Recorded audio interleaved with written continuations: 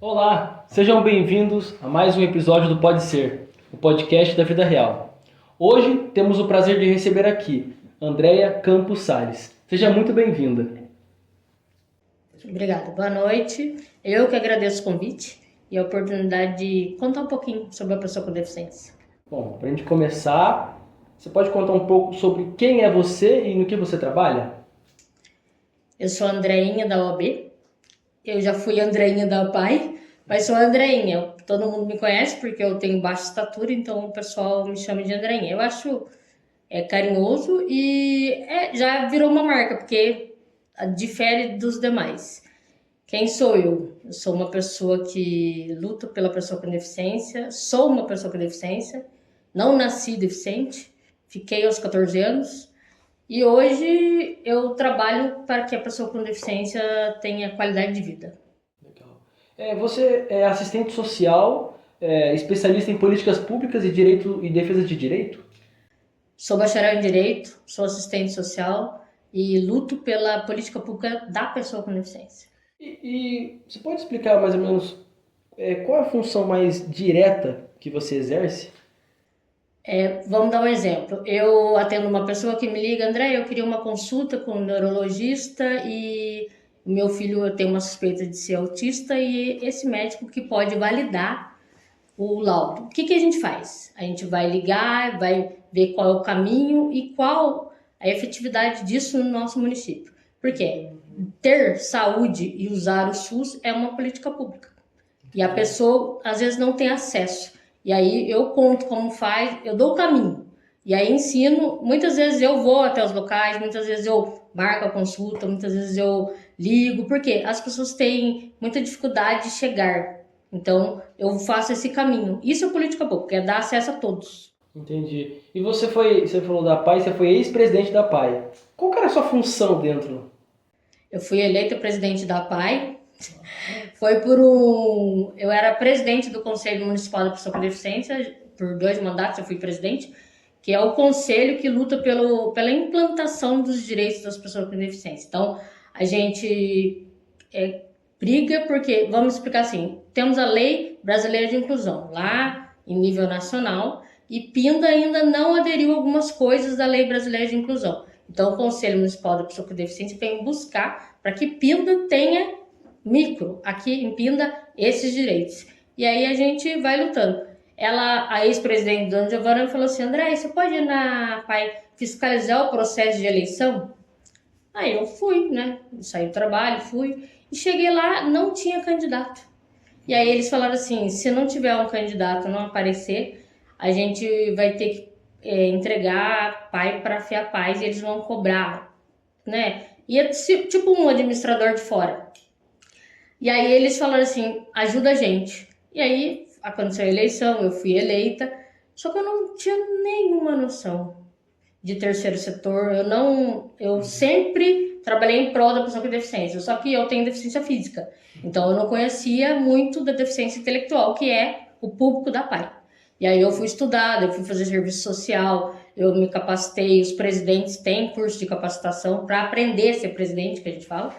E eu busquei o quê? Trazer para a PAI que as pessoas com deficiência saiam da invisibilidade, então que elas possam estar nos espaços, porque quantas pessoas com deficiência intelectual que a gente conhece que vai no shopping, vai no mercado, trabalha. Então, é esse o nosso papel, trazer a pessoa com deficiência da casa dela para ela estar onde ela quiser. Você falou deficiência intelectual, não necessariamente quem tem deficiência física tem deficiência intelectual. Como é isso? Temos vários tipos de deficiência, física, intelectual, mental, auditiva, visual. Eu sou deficiente visual, todo mundo que usa óculos é deficiente visual. É óbvio que temos os deficientes visuais que não tem nada, cegueira total ou baixa visão, que a gente fala, né?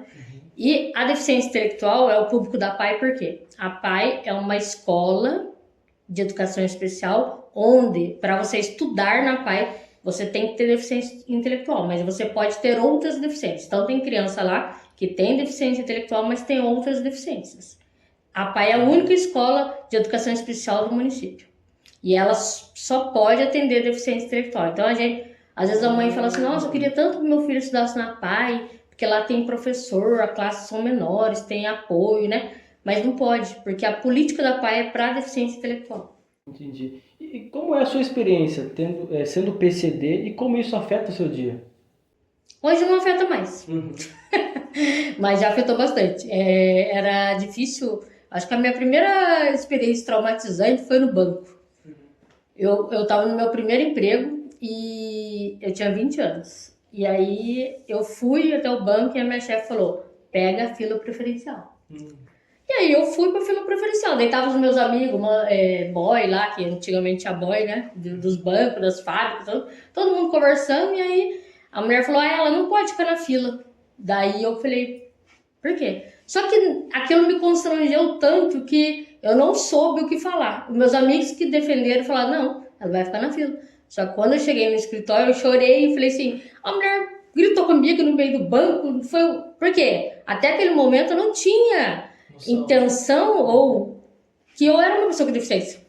Então, aquilo foi como se caísse um balde de água fria e falasse assim, você é uma pessoa com deficiência. Você tem que lutar pelos seus direitos. Você não pode sair assim, chorar. Não é hora de chorar. E aí, a partir daquele momento, ela falou assim, qual o problema? Vai lá e fala pra ela, tô no meu direito, é meu direito ficar na fila e eu vou ficar na fila.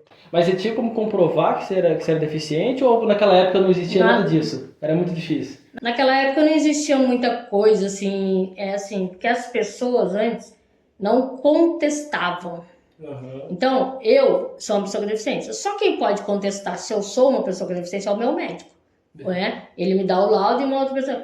Ninguém tem capacidade de dizer, por exemplo, eu não posso... ele é autista. Não, ele não é autista. Ele não é autista. Por quê? O autista é uma deficiência oculta. Existem, hoje, ouve-se muito falar que usa o cordão de girassol, que já é uma identificação internacional. Quem tem deficiência oculta pode usar esse cordão, porque você olha, a pessoa não tem nada. Mas ela tem os transtornos, então ali ela pode entrar em conflito e não querer fazer aquilo que a gente está pedindo. Então esse cordão identifica o quê? Que ela deve passar na frente e que ela tem uma deficiência oculta. Então os autistas ou podem usar tanto o cordão de girassol quanto o do quebra-cabeça, que é aquele coloridinho. Mas serve também para quem tem doenças raras, que ainda não é considerado uma deficiência, mas a pessoa perde algumas capacidades, né, de locomoção, de convivência, de audição, de permanecer muito tempo em pé, e pode usar. Então, é o cordão de girassol, que é o cordãozinho que todo mundo sabe, mas não é só o cordãozinho enfeitadinho. Tem que ter o crachá, com o nome da pessoa, o documento, porque aquilo lá que diz que a pessoa tem deficiência. Porque, infelizmente, hoje tem gente que usa, assim, uma coisa errada, de um modo errado. Então, infelizmente, tem que ter o laudo. E eu acho assim, não tem problema nenhum a gente apresentar o laudo, porque se a gente é uma pessoa com deficiência, não tem problema nenhum. Entendi. E como que você vê a questão de acessibilidade e inclusão dentro da nossa cidade ou do país? Eu acho que a gente ainda está engateando. Mês passado, eu estive na Conferência Nacional da Pessoa com Deficiência, que foi em Brasília.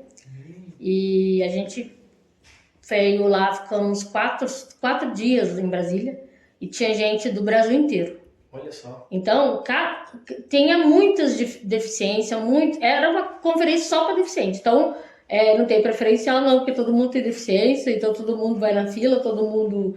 E aí a gente estava discutindo o quê? O plano para tratar dos direitos das pessoas com deficiência. Então, o que acontece?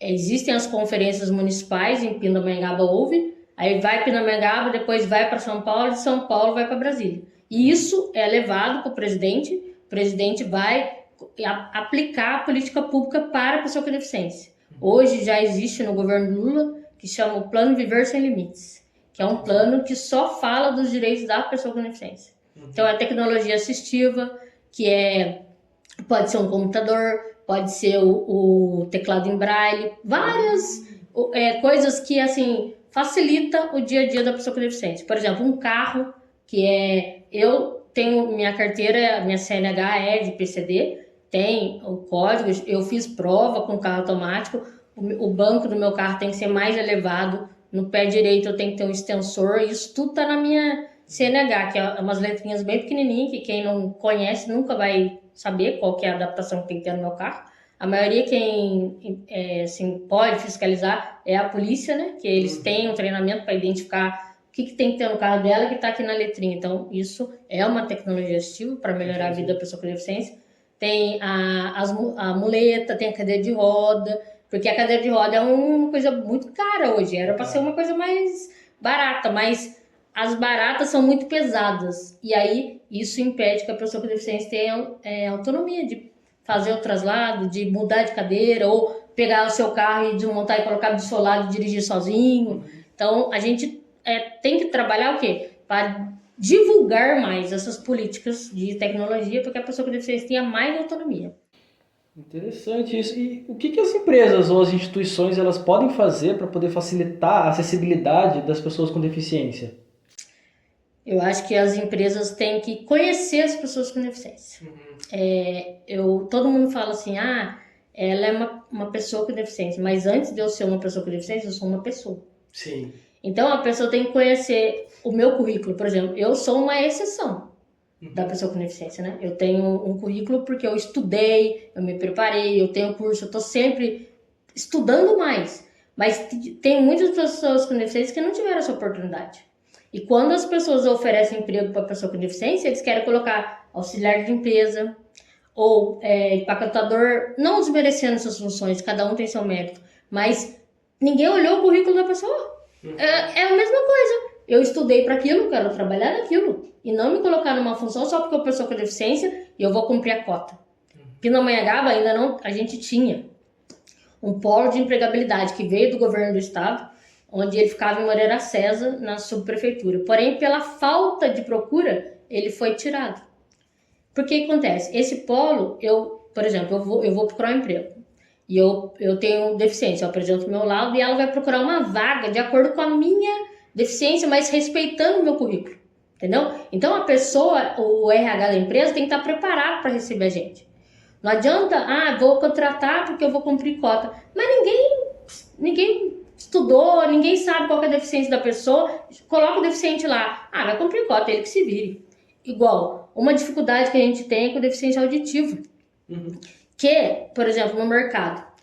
Você vai no mercado, aí você fala, pega um produto pra mim, mas você não sabe que ele é deficiente auditivo. Aí você fica falando, ele não tá escutando. Por quê? Ninguém falou que ele é deficiente auditivo. E aí fala, nossa, que menino sem educação, nem tá respondendo, né? Mas não é, por quê? Falta isso, falta divulgação, falta falar. Gente, por exemplo, nós temos grupos de orientação de pessoas com deficiência. Nós não podemos gravar áudio por causa dos deficientes auditivos. A gente tem que texto. Ou, quando quiser mandar áudio, tem que transcrever para mandar. O deficiente visual, ele já tem no celular dele um aplicativo onde ele transcreve para ele, de um modo em braille. Tem várias tecnologias, porém, as pessoas, a empresa, seja o comércio, tem que estar preparado para receber a gente. O problema é que somos poucos. Como que uma pessoa com deficiência pode chegar até esses projetos que vocês fazem? Ou, da forma que ele vai procurar um emprego, tem uma linha certa que ele deve seguir? Ou, como você falou, é uma pessoa, obviamente, mas tem como o deficiente chegar mais perto dessas políticas públicas e ver realmente o que está sendo feito para que ele possa acessá-las? Então, o Conselho Municipal da Deficiência, o Conselho Municipal da Pessoa com Deficiência, é o único órgão hoje que tem a capacidade de encaminhar a pessoa. Nós tentamos, né, trabalhar para que tenha o polo de empregabilidade de volta. A gente tem a diretora da Pessoa com Deficiência, que é a Letícia, ela fica ali junto com a Secretaria da Mulher, Família e Direitos Humanos, na esquina do INSS. Então, tem a diretora, pode ir até lá procurá-la, ela vai encaminhar para a vaga. Por quê? A gente tem feito um mapeamento e os currículos que a gente recebe, a gente manda para ela. Então, fica tudo ali no mesmo lugar para facilitar. Mas o que Pindamonhangaba precisa e a gente tem pedido? Censo da pessoa com deficiência. Porque o governo do estado cobra que quantos deficientes tem em Pinda? Nós não sabemos. Porque o IBGE não é fidedigno que a gente fala, porque eles foram na minha casa, mas não perguntaram se eu tinha deficiência. Então, é por amostragem que a gente fala, né? Tipo, 2 casas perguntam, faz essa pergunta, outra casa faz essa pergunta. Então, não é em todas as casas que eles fazem as mesmas perguntas, porque é um modo diferente de avaliação. Então, por exemplo, eu tenho minha amiga Ivonete, ela é amputada também, mas ninguém perguntou se ela é deficiente. Então, quer dizer, num conselho que temos 12, 14 pessoas, 2 já não foram. Então, quem mais não participou? Então, não tem como dizer, Pinda tem tantos deficientes, porque ainda a gente não tem esse número. E sabendo quantas pessoas têm com deficiência, consegue controlar melhor em qual lugar fazer? Isso, a gente consegue trazer as políticas de São Paulo, da Secretaria. São Paulo tem a Secretaria Estadual da Pessoa com Deficiência. Então lá eles fazem as políticas e vêm trazendo para os municípios. Só que para trabalhar precisa de números, e isso a gente precisa ter. Por exemplo, temos da escola. Quantas crianças com deficiência estão na escola? Nós temos. Quantas crianças recebem BPC? Nós temos, que é o benefício de prestação continuada. É o antigo LOAS.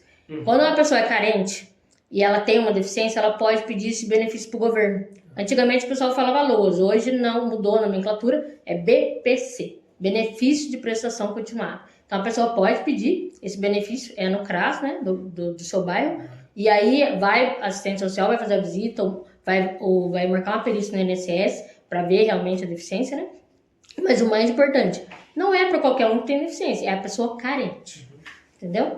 E existem tecnologias ou inovações recentes que são úteis para você? Porque é difícil você ver, né, alguma coisa que é feita diretamente para vocês. Então, hoje a gente tem muita tecnologia, por exemplo, o piso podotátil é para deficiência visual. O quê? Piso podotátil.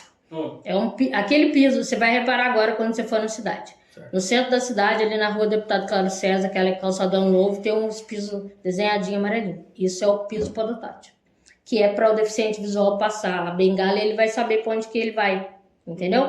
Só que isso deveria ter na cidade inteira. O ônibus, a rampa tem que ser estendida, não a rampa elevada. Que agora, por exemplo, eu vou pegar o ônibus, eu sinal pro ônibus, tá. E aí eu sou pequena. Mas aí o degrau desse tamanho, como que eu faço?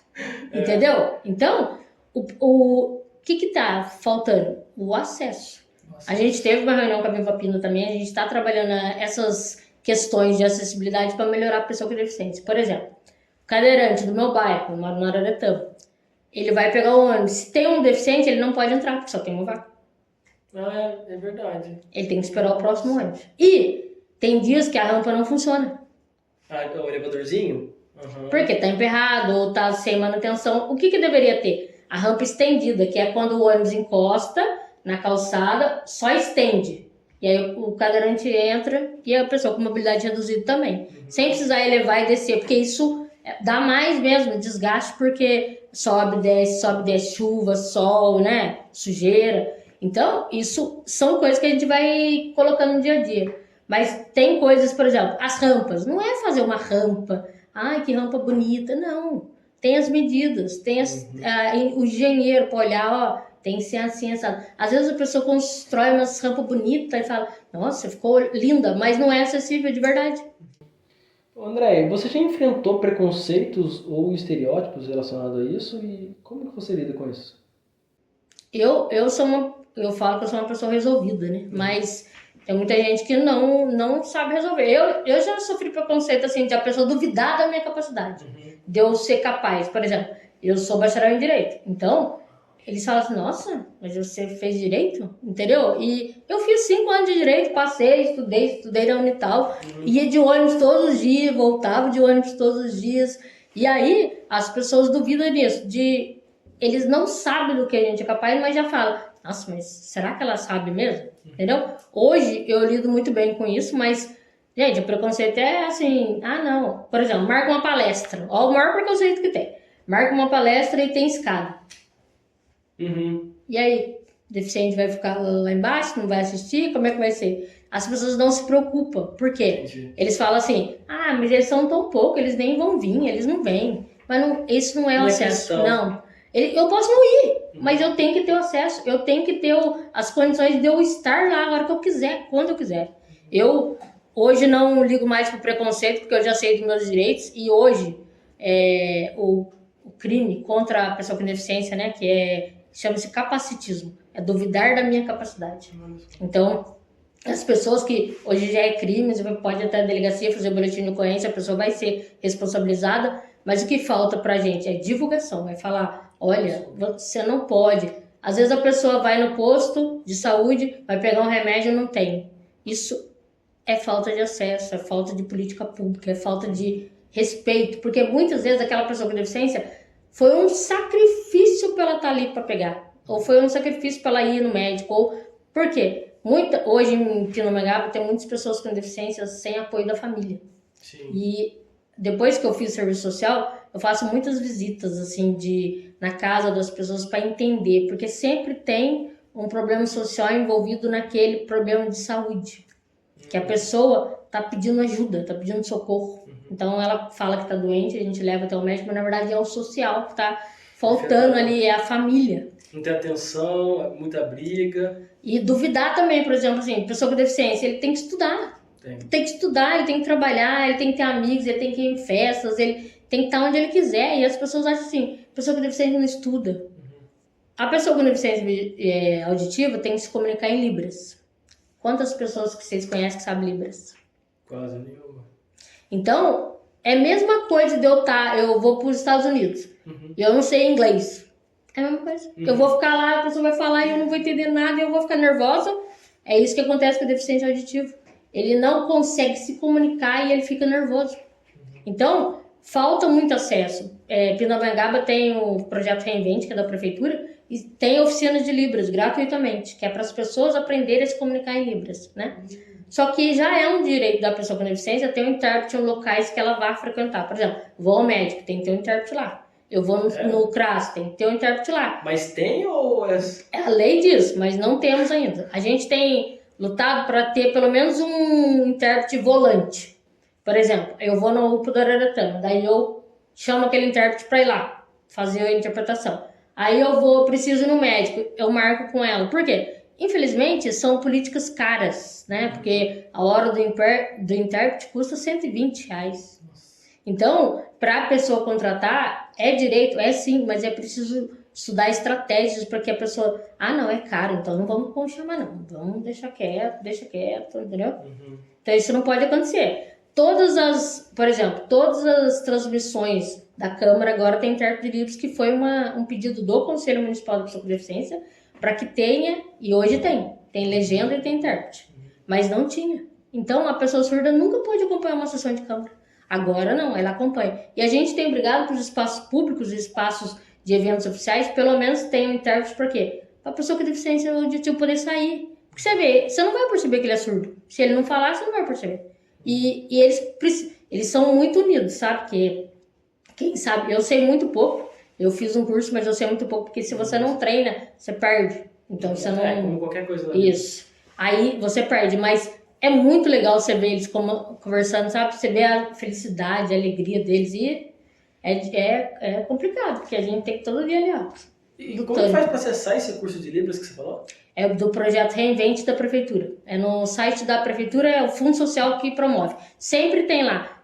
Curso, abriu agora outra turma, acho que é 6 meses de curso, ali no Fundo Social que acontece as aulas. Aí o professor de Libras vai lá, dá e capacita para a pessoa conversar. E se você tiver um surdo ou um amigo, você vai treinando, que isso aí vai te dando mais confiança para você conversar com o surdo. Por quê? Você fala assim, nossa, vou fazer um curso de Libras. Não.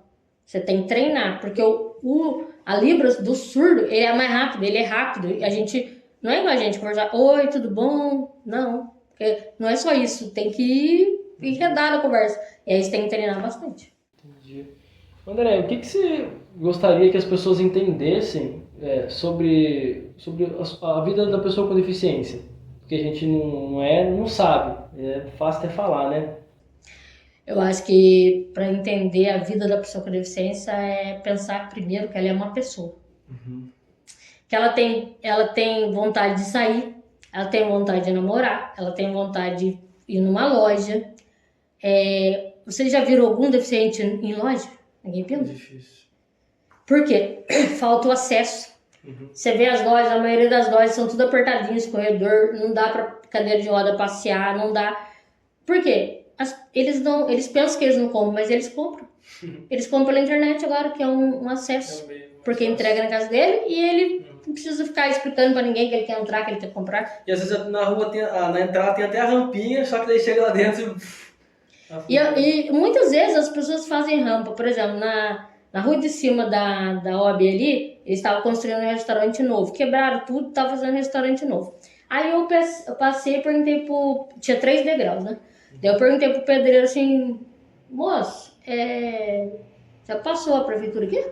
Daí ele falou assim, e eu tava com a camisa da OAB, né? Daí o cara já olha assim, meio assustado. Daí eu falei assim, cadê a rampa? Porque se vocês acabaram de construir um negócio aí, tem que fazer uma rampa aqui.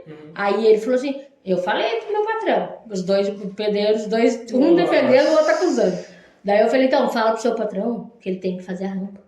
Porque a pessoa com deficiência também tem direito de comer um lanche, tomar um refrigerante. Fala pra ele construir, arrumar aqui, ó, que tá tempo ainda, que não tá pronto, tá tempo. Aí ele foi, na outra semana eu passei, ele fez a rampa. Porque é uma coisa assim que não era preciso falar, porque já é lei que tem que ter acessibilidade, mas o mais difícil hoje da gente lidar, isso é diariamente, é a acessibilidade de atitude. É a pessoa perguntar, André, quer ajuda? Quer ajuda? Quer que eu te empurre? Quer apoio? Quer que eu te conduza? As pessoas têm medo de falar. Tem medo. E isso assim, eu tenho muitos amigos deficientes, mas eu tenho um que é o Marcos, ele é deficiente visual, ele é professor, psicólogo em Guará, ele mora em Guará. E nós fomos para a conferência nacional, né? E chegamos lá e ele faz piada para tudo. Por quê? Ele é deficiente visual, mas porque a gente tem que levar um pouco de humor, senão nós fica brigando 24 horas. E aí ele falou assim, André, você é fogo. Eu falei, eu vou ser sua voz hoje, vambora. Aí eu falei, segura e vambora. Aí ele pôs a mão no meu ombro e nós fomos. Mas aí você falou assim, vai pra esquerda, pra direita. A pessoa tem medo de perguntar, assim, como é que conduz, não sabe. Só que, lógico, tem os deficientes que têm medo, têm receio, mas isso é confiança, né? Vai ganhando confiança. E se você tiver a atitude de querer ajudar, a pessoa que é deficiente vai ser, vai agradecer, a sua amizade vai rolar ali, porque tem que ter atitude. Às vezes a pessoa não pergunta, já sai empurrando a cadeira de roda. Não é assim, porque a cadeira de roda faz parte do corpo da pessoa com deficiência que usa e não pode ficar empurrando sem perguntar. A cadeira, a muleta, muitas vezes, não, vamos, senta aí. Por exemplo, uma coisa que a minha amiga sofre, a Ivonete, vai numa loja, ninguém nunca pensou nisso, garanto que vocês nunca pensaram. Vai experimentar roupa, não tem um banquinho dentro do provador. Como é que ela vai experimentar roupa? Se ela não consegue ficar numa perna só para pôr a roupa. Né? E aí, uma coisa tão boba, é um banquinho dentro do provador para que ela possa experimentar a roupa, sentar, colocar e tirar e ver como é que fica. Essas coisas de pensar, se fosse comigo, esse é o principal, se fosse comigo. E porque eu falo a pessoa assim, nossa, só pensa na pessoa com deficiência quem tem uma pessoa na família com deficiência. Não é. É pensar no outro, é pensar no próximo. Qualquer um de nós pode ficar deficiente do dia pra noite. Eu fui um tombo de bicicleta que eu fiquei deficiente. Quebrei minha perna, depois fui, e eu não sabia que eu tinha problema nos ossos, aí foi. Então, uma coisa boba, até os 13 eu era uma menina alta e depois mudou minha vida. Eu tive que aprender. Isso não foi barreira nenhuma. Hoje eu sou casada, eu tenho um filho, trabalho, não tenho nenhum privilégio por ser pessoa com deficiência. Nenhum. Às vezes até minha chefe esquece que eu sou deficiente. Aí eu falo pra ela, opa, daí a gente brinca. Mas por quê? É tão natural que as pessoas não ficam rotulando, pessoa com deficiência. Não vamos convidar, não vamos deixar, não. Eu acho assim, tem que ter atitude e empatia. Sim. Se você demonstrar amor ao próximo, você já está quebrando 50% da barreira de a pessoa não te aceitar ou não quer estar com você. Sim. As pessoas com deficiência têm direito de estar em todos os espaços.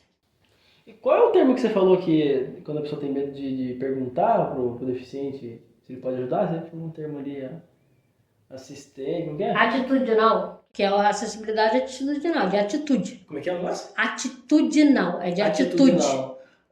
Uma coisa interessante nisso é que, assim, eu acho que também não só com deficiência, mas que no quadro geral, a gente tem medo de falar, de perguntar, tanto com se a pessoa é negra, se a pessoa tem deficiência, tipo, porque eu acho que hoje em dia tá tudo muito sensível, e se do jeito que você fala, às vezes parece que você tá assediando, Sim. parece que, né, mas é complicado, porque eu acho que tudo foi construído de uma forma meio preconceituosa, opressiva, né? E aí Antes se falava assim, portador de deficiência. Uhum. Essa nomenclatura não existe desde 2004, da Convenção da ONU. Uhum. É pessoa com deficiência. Porque Sim. antes de eu ser uma pessoa com deficiência, eu sou pessoa. Certo. E usava muito... Fala pra mim, portador. Hoje, então, eu não quero ser deficiente. Eu deixo lá em casa, eu venho. Uhum. Então, portador é quando a gente porta um documento, porta uma garrafa, porta uma caneta. E não existe, mas tem muita gente que ainda fala, é portador de deficiência. Entendeu? E não é. Somos pessoas com deficiência. Uhum. E falta muito respeito pra nós.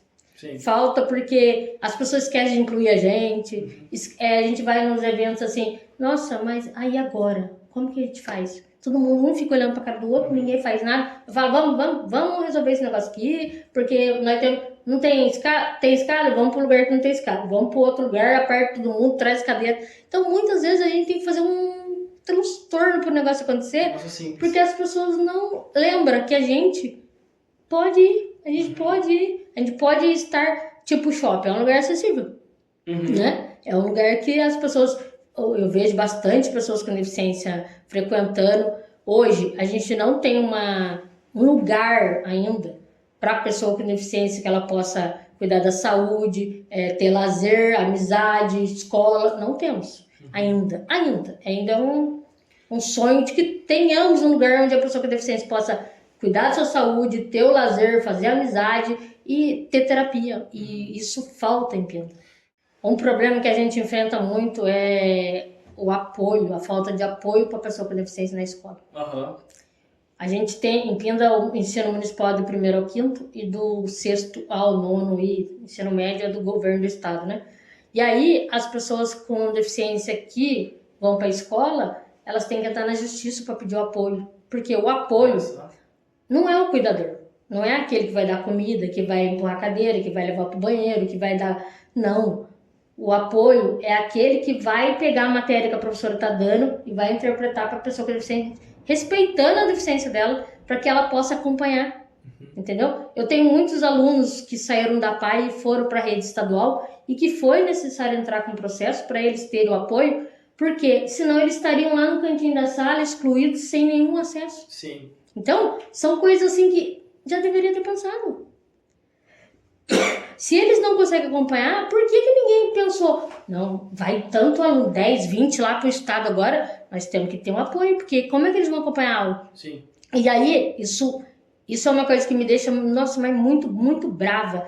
E saber que a pessoa com deficiência está indo para a escola e não tem acesso. E ela não consegue acompanhar e a professora... Tá nem aí. Não tá nem aí. Deixa ele quietinho ali, ou então deixa ele lá fora brincando, ou pede para o monitor dar uma voltinha com ele, mas não entende que a pessoa tem sentimento. A pessoa entende sim, ela entende que ela está sendo excluída, que ela vai ficar. Então, quando aparece uma professora que interpreta o material, a mãe, nossa senhora, fez de joelho e agradece e quer que aquela professora acompanhe a criança pro resto da vida. Por quê? É respeitando o filho dela, tá dando acesso que tem direito, né? Hoje em Pinda a gente tem uns grupos de mães, o Autismo Pinda, que é um grupo só de mães que tem autismo, né? Tem o FAPIM, que é a família das pessoas com deficiência de Pindamonhangaba, que engloba todos os deficientes, qualquer um pode fazer parte. E aí elas têm trabalhado o quê? Para fazer. Hoje em Pinda a gente tem o tratamento odontológico para a pessoa com deficiência, que a família pode ligar, agendar consulta com o dentista, e ele é especializado na pessoa com deficiência. Temos o hip hop inclusivo, que é a aula de hip hop para a pessoa com deficiência. A pessoa que não tem deficiência também pode participar, mas respeitando ali o tempo deles, montando uma coreografia que eles acompanhem, para que eles... E é tão pouco. O Senac hoje, o Senac tem um grupo que é só de pessoas com deficiência intelectual, que estudam no Senac, e gratuitamente eles fazem. Inclusive tem alunos meus da PAI, que eles estão ali estudando e as mães levam, e você vê outro rosto da criança quando a criança está estudando numa escola que respeita. Bom, André, agora a gente vai entrar na parte pessoal. Você pode me contar o que você gosta de fazer no dia a dia, os seus hobbies? Olha, vou te dizer que ultimamente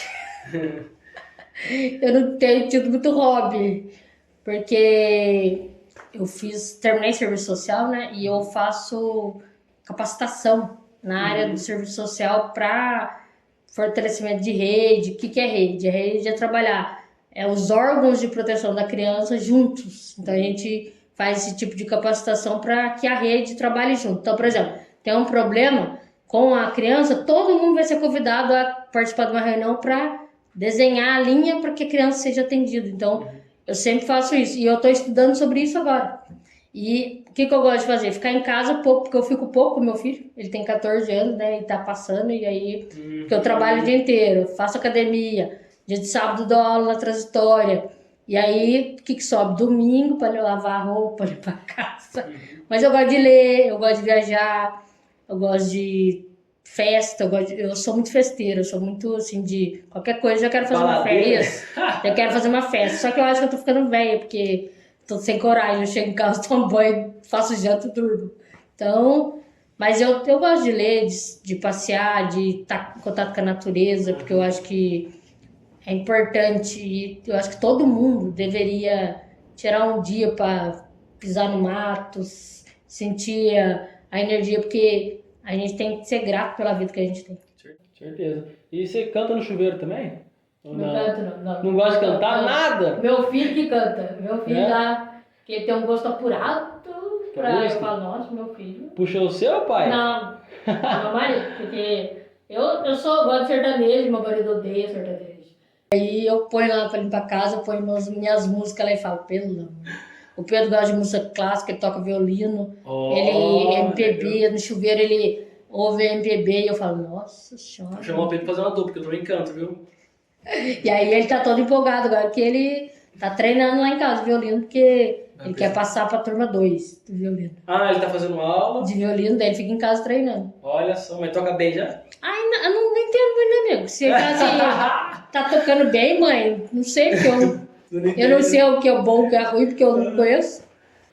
E aproveitar que você mencionou transitória, você pode me explicar o que é? Transitória, eu acho que é uma doação, assim, que eu faço com muito prazer. Eu conheci a transitória como eu conheci o meu marido. Que assim, eu sou casado com o Rodrigo. O Rodrigo é voluntário desde bebê, digamos, né? Porque a avó dele foi uma das fundadoras da Casa Transitória Fabiano de Cristo aqui em Pina. Então ele ia na evangelização, ele participava de tudo lá. Daí quando eu conheci, minha família é católica, mas ele me levou para conhecer o trabalho voluntário. E aí a tia Lúcia já me capitaneou, que a tia Lúcia era enfermeira e cuidava da puericultura, que é a tia do Rodrigo. E aí eu fiquei trabalhando na puericultura, o que eu fazia? Eu fazia os relatórios lá das crianças, medir, pesar, quanto que tá, se tá dentro, se não tá dentro, e passava. Aí eu participei de algumas reuniões de diretoria, e aí eu engravidei. Aí eu não podia mais ficar doando, por quê? Apesar que, aí eu passei de voluntária a aluna, porque eu fiz as aulas do espaço da gestante, né? Eu aprendi a cuidar da criança lá no espaço, né? Junto com a Maria Amélia, com a dona Marinei lá, tudo. E eu, lógico, eu não era uma família atendida, mas eu assistia as aulas como se fosse a família atendida, porque eu queria aprender a cuidar da criança, como que trocava, como cuidava e como que, por exemplo, a criança engasgar, o que a gente faz, né? Tudo isso eu aprendi lá na transitória. Aí depois o Pedro cresceu, eu fui já voluntária em vários departamentos lá. Mas agora eu estou no espaço da criança, onde eu dou aula de vida e cidadania aos sábados. Para adolescente, né? Pré-adolescente, que a gente fala, 11 anos.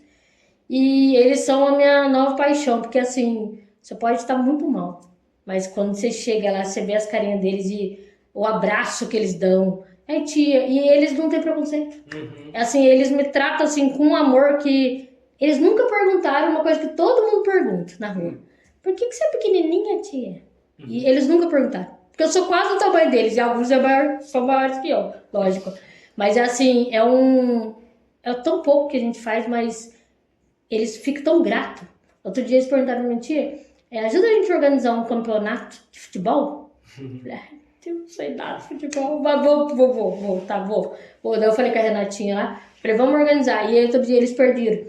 Tia, vamos fazer uma comida, uma coisa, um chocolate, uma coisa diferente? E tudo que eles falam, eu falo assim, gente, olha pra você ver, é tão pouco. Tão pouco, e a gente doa lá tão pouquinho da vida da gente, mas a gente sabe, sai com um presente tão grande que eles reconhecem que a gente dá amor e a gente recebe amor.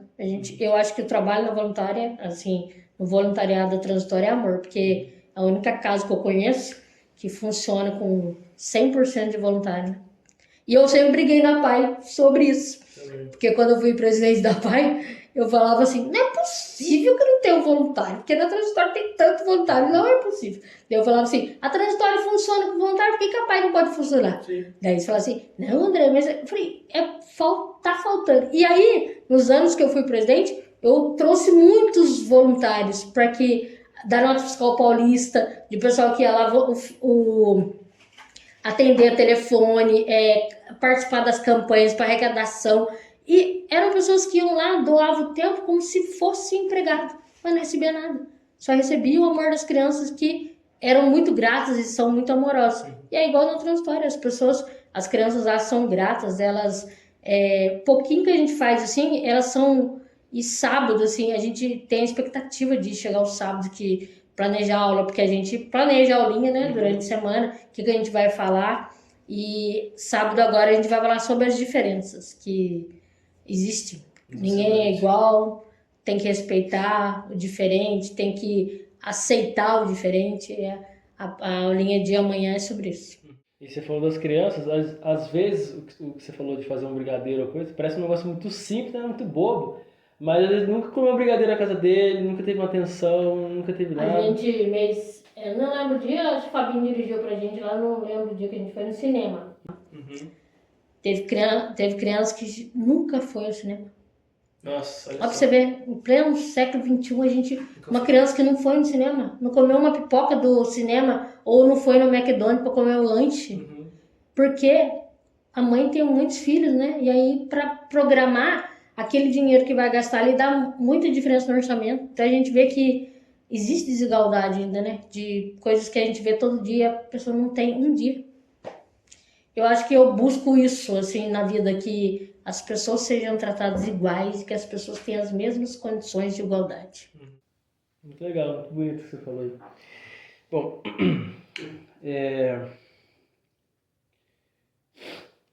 vamos lá, deixa eu esperar. Bom, para finalizar, André, você gostaria de contar alguma história que te motiva? Eu acho que a história que me motiva é atender a pessoa. Eu tenho muitas histórias na assistência, né? Eu trabalho há 17 anos na OAB de Pindamonhangaba e a gente atende as pessoas carentes que precisam de um advogado. Então é um convênio entre a OAB e a Defensoria do Estado de São Paulo. E são muitas as histórias, mas uma que me toca, assim, que nesse dia foi... Eu fui na cidade com a minha irmã, era um sábado, e eu fui numa pastelaria ali perto do Mercadão, e eu tava ali com o Pedro, minha irmã, todo mundo comendo, pedindo... E chegou uma mulher e falou assim, eu posso te dar um abraço? Daí eu olhei, eu não sou muito, assim... Eu confesso que de chegar abraçando as minhas crianças, eu abraço, mas chegar no voo, nunca vi essa mulher, gente. Aí eu falei, pode, né? Ela me abraçou e começou a chorar. Aí eu falei assim, nossa senhora. Eu falei, minha irmã, ai meu Deus. Aí eu falei, moça, o que aconteceu? Você tá passando mal? O que aconteceu? Daí ela falou assim, não, eu tô emocionada porque a senhora foi a primeira pessoa que acreditou em mim. O que aconteceu? Ela tinha adotado uma criança e ela precisava regularizar a guarda dessa criança, né? Fazer o trâmite todo judicial para que ele pudesse estar no nome dela, né? E aí, na época, eu nomeei o Dr. Monte Claro, que era um advogado muito bonzinho, que o apelido dele é até a Cobrinha, ele era voluntário também, na Santa Casa de Misericórdia. E aí, ela falou assim, graças à senhora, hoje, fazem 8 anos que eu tô com ele. E o menininho tava do lado. Que beleza. E aí, ele abraçou, agradeceu, e aí você fala assim, cara, como é que a gente não percebe que coisas tão pequenas do nosso dia a dia que passa assim, sem a gente perceber, e que eu fiz tanta diferença na vida dessa mulher. E que ela falou assim, se não fosse a senhora, eu não tinha conseguido advogado. Então, na OAB, a gente tem N histórias assim de pessoas que vai ali com... Porque a OAB é o último recurso, né? Sim. Porque quando o problema já está perdido, daí a pessoa vai procurar um advogado, mas o que eles esperam? O acolhimento da gente, eles serem ouvidos, eles serem acolhidos, mesmo que eu diga não, que lá não é o lugar, ou que lá não tem jeito, mas é o jeito de dizer não. E às vezes eu sou aquela uma que a pessoa vai na OAB procurar advogado, mas se não é na OAB, eu já ligo para quem é. Eu já ligo, é aí com a saúde, ou é com a educação, ou com a assistência, eu já falo, a pessoa tal precisa ir, já dou, porque eu acho que é tão pouco. É tão pouco que a gente vai fazer tanta diferença na vida dessa pessoa que às vezes não sabe o caminho, não sabe o que funciona a OAB, não sabe onde fica. Tem gente que não sabe nem onde ficam os órgãos oficiais do município, porque falta de conhecimento, de divulgação. Nossa. Olha, você pode ir lá que no CRAS, no CREAS, né, nos órgãos da assistência social que pode te acolher. E eu acho que a gente faz tão pouco num mundo onde cada um só pensa no umbigo. E eu acho que se cada um de nós fizermos um pouquinho em prol do próximo, o mundo vai ficar bem melhor. André, como a gente pode chegar até você pela rede social? Meu Instagram é Andreinha PCD Ativista. Andreinha PCD Ativista. Acho que é isso mesmo. Acho vai deixar aparecendo na tela. Depois eu mando pra vocês certinho. Então, muito obrigado pela sua participação, por ter aceitado o nosso convite, né? E nos agraciado com tanta informação, com tanto conteúdo assim que eu também não sabia e com certeza muita gente não sabe, né, sobre isso. E é isso, pessoal. Mais uma vez, muito obrigado, né, por nos acompanharem o nosso projeto. E ficamos por aqui. Pode ser?